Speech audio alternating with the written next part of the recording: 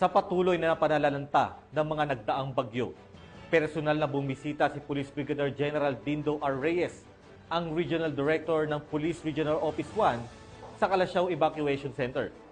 Katuwang ang iba pang mga personnel upang personal na magbigay tulong at suriin ang mga relief operations para sa mga residente na nangapektuhan sa lalawigan ng Pangasinan. Police Staff Sergeant John Del Supremo sa report.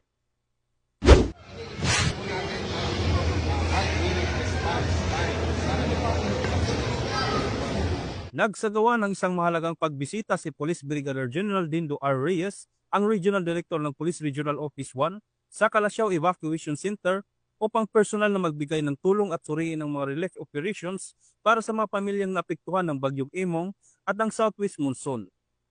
Bago ang pagbisita sa Evacuation Center, dumaan muna si Police Brigadier General Reyes sa tanggapan ng Calasiao Mayor na si Honorable Patrick A. Karamat upang makipag-ugnayan at magbigay ng suporta sa lokal na pamahalaan sa gitna ng kalamidad.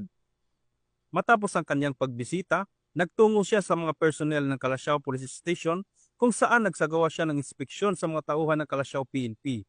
Bilang tanda ng pagpapahalaga, nagbigay siya ng mga rainbows at tubig sa mga personnel na patuloy na nagsisilbi sa kabila ng mga pagsubok. Ipinakita ni Police Brigadier General Reyes ang di mabilang na sakripisyo at dedikasyon ng PNP sa paglilingkod sa publiko, lalo na sa panahon ng krisis at kalamidad. Sa kanyang pagbisita, tinitiyak niya ang mga pamilyang apektado ng kalamidad ay naaabot ng kinakailangang tulong at agarang aksyon.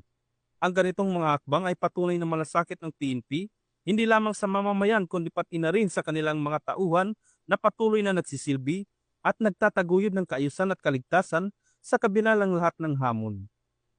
Mula dito sa Ilocos Region, ako ang inyong PNN correspondent, Police Staff Sergeant John Del Supremo, alagad ng batas, tagataguyod ng balitang pulis.